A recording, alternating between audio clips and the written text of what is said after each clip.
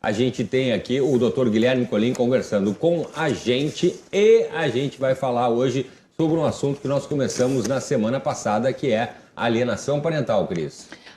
Esse é um tema que também sempre rende muito, né? Os nossos telespectadores às vezes mandam perguntas para a gente também, né? Porque é um tema aí que acaba sempre afetando muitas famílias, principalmente quando tem a separação, né, Cláudio? E todas as questões que envolvem aí, né, esses problemas, os conflitos que surgem com isso. Então hoje a gente vai, na verdade, dar continuidade a esse assunto, que é um assunto que rendeu demais na última conversa que a gente teve aí com o Dr. Colin, e a gente vai continuar conversando sobre isto neste momento, porque o Dr. Colin já está aqui com a gente. Aqui conosco. A gente já começa dando boa noite. Boa noite, Dr. Colin. Boa noite, Cláudio. Boa noite, Cris. Boa noite. Bom, o programa de hoje é a continuação, como a gente falou, então, do realizado na semana passada. Se você não viu o programa da semana passada, ele vai estar disponível no canal do Dr. Guilherme, no canal Saiba Direito, a partir das 7 horas, em seguidinha das 7 horas da noite.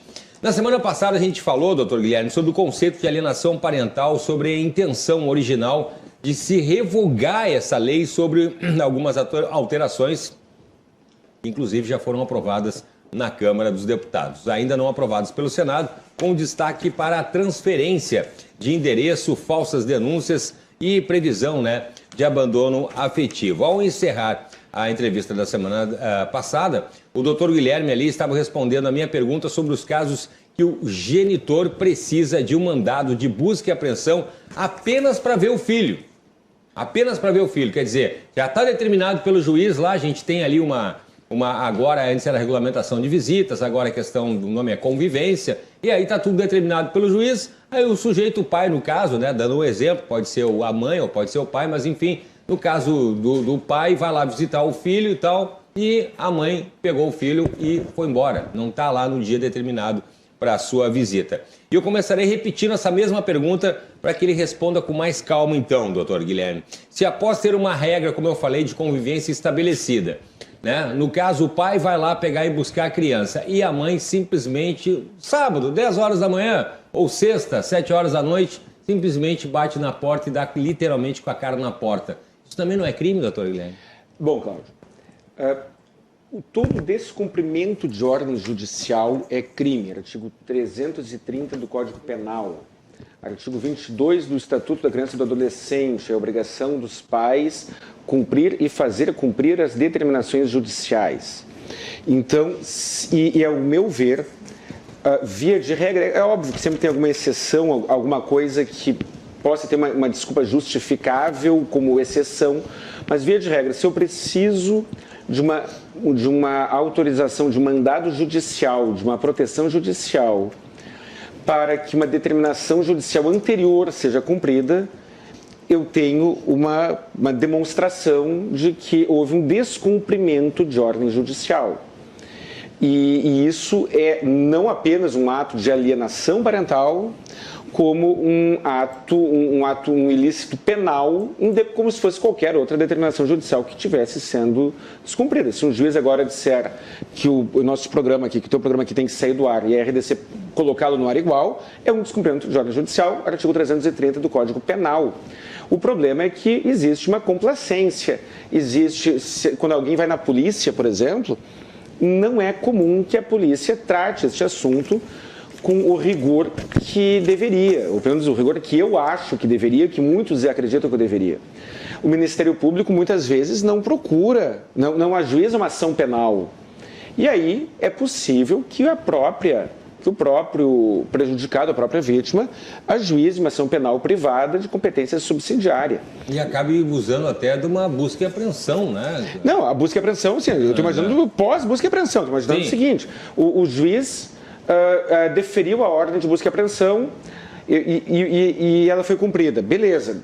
O fato da ordem ter sido cumprida, o fato da mãe ou do pai, do adulto responsável, ter cumprido a ordem de busca e apreensão após ter se recusado a cumprir aquela ordem anterior de maneira voluntária, para mim já está materializado o crime de de descumprimento de ordem judicial.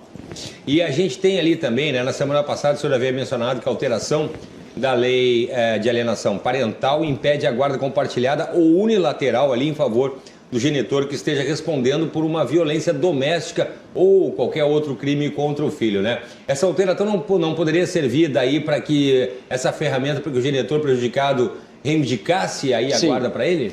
Sim, eu estava debatendo na Rádio Armazém, eu tenho um programa na Rádio Armazém, com um advogado de Minas, doutor Murilo de Andrade, e nós estávamos conversando exatamente sobre isso. Ali a dinâmica do programa é mais um bate-papo, é mais informal. A Rádio Armazém é pela internet, né? A Rádio Armazém é pela internet, e de Santa Maria também. Digitar ali Rádio Armazém vai aparecer lá. Aparece lá. Que as alterações da lei, a intenção parece ser clara, que é a de enfraquecer o texto original da lei da alienação parental. Mas, da maneira como foi feito, acabou se criando algumas brechas que é óbvio que o ideal seria que a alteração não existisse, mas acabou se criando algumas brechas, algumas normas que também podem ser usadas, que acabou sendo uma ferramenta mais para a vítima da alienação. O grande problema é o comportamento. Muitas vezes a pessoa que é vítima da alienação parental, o genitor alienado, muitas vezes ele acaba não fazendo valer, acaba não usando todas as ferramentas legais que ele tem ao seu alcance. Ele não se torna culpado pela alienação, é claro que não. Ele continua sendo vítima. Mas por ser usado de maneira pouco frequente, acaba que a jurisprudência é fraca nesse sentido. Mas a lei está lá. Com a alteração da lei da alienação parental, em havendo um descumprimento de ordem judicial para a convivência, por exemplo, a gente tem um ilícito penal. Se tem um ilícito penal, é possível que haja uma ação penal. Se tem uma ação penal, a própria lei da alienação parental pós-alteração prevê que isso impede, que isso deve ter como consequência impedir a guarda compartilhada ou unilateral em favor daquele que está sendo processado criminalmente. Gostaria muito de confiar no Poder Judiciário, no sentido de que ele aplique isso de maneira expressa. Mas o Legislativo entregou, não sei se voluntário ou involuntariamente, entregou esta opção. Isso vale, por exemplo, para denúncias caluniosas. Como falei, vivemos uma epidemia de denúncias caluniosas, por N razões. A pessoa que for vítima de uma denúncia caluniosa pode entrar com processo penal contra quem praticou aquela denúncia caluniosa. E aí, então, ele tem aquela ação penal contra aquela pessoa. E, então, é uma construção que se faz diante dessa situação, Cláudio. Doutor Colim, a gente também conversava a respeito do dano moral, né? Qual é a sua dica, né? A sua orientação a respeito desse aspecto aí, desses conflitos, né? O dano moral, o pressuposto para que alguém seja condenado por dano moral, em poucas palavras, é que ele tenha violado o direito do outro, ou seja, tenha agido de maneira ilícita e tenha violado o direito do outro, e que essa violação de direito tenha causado um dano. Os requisitos basicamente são esses: ato ilícito, relação causa e efeito e dano. Se alguém, independente de ser uma alienação parental ou não, se alguém praticar uma falsa denúncia contra outra pessoa, então, Cris, agora não tem nada a ver com questão de família e um de nós acusa falsamente o outro de um crime que o outro não cometeu. Isso é uma falsa denúncia. Aquela pessoa que foi vítima da falsa denúncia pode, e aos meus olhos deve, entrar também com um pedido de reparação por danos morais. E a jurisprudência não é a melhor, não é aquela que eu gostaria, mas ela tem, sim, condenado pessoas por reparação civil, reparação pecuniária, por falsas denúncias.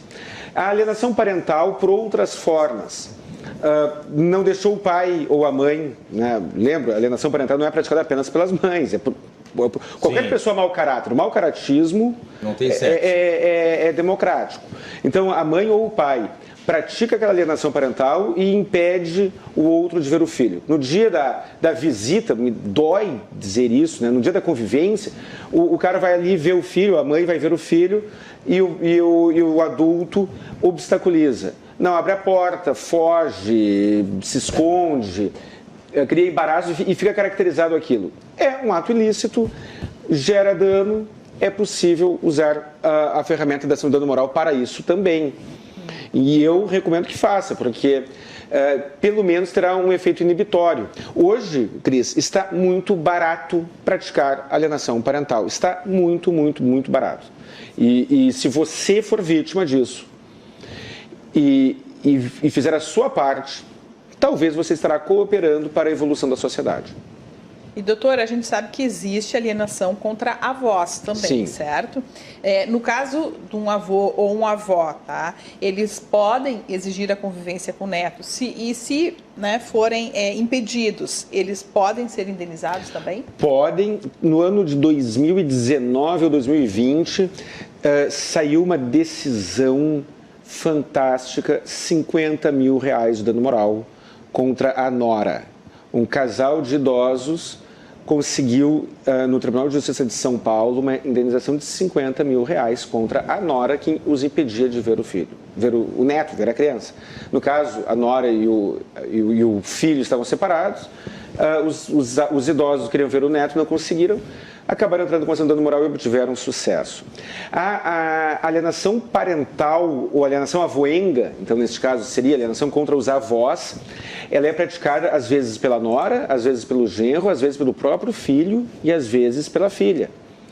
E é possível, eu me deparei, o problema acabou sendo solucionado antes do ajuizamento da ação, mas eu, por exemplo, me deparei com uma situação, tempos atrás, em que uma senhora veio ao meu escritório me dizendo o seguinte: meu filho praticou abandono afetivo e não quer ver o meu neto, mas eu quero ver o meu neto.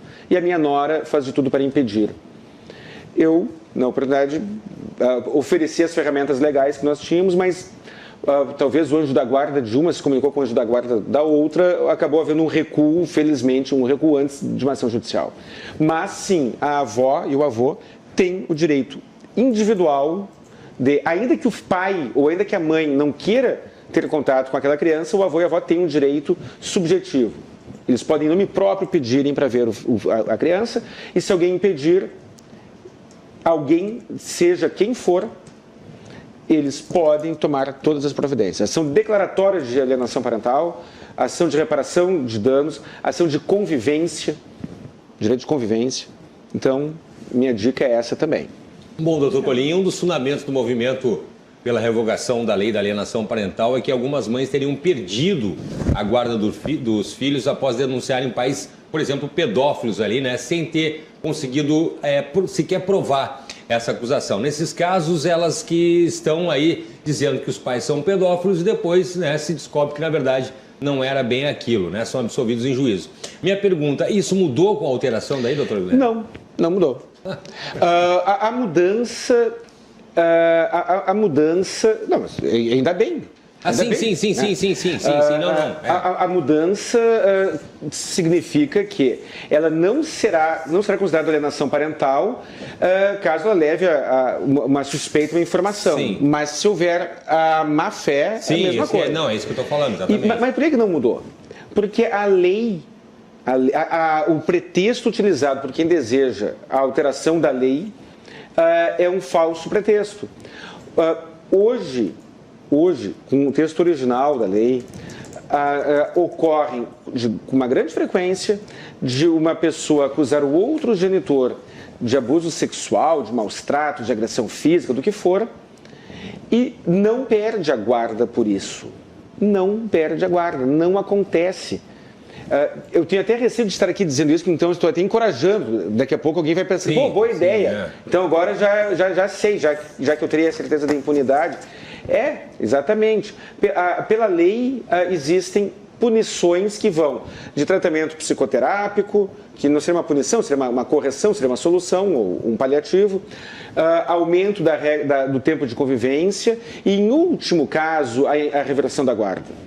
Então, aquelas senhoras que estavam numa emissora de TV, num programa que teve grande repercussão, dizendo: eu perdi a guarda do meu filho porque eu acusei o pai dele de praticar abuso sexual e não consegui provar.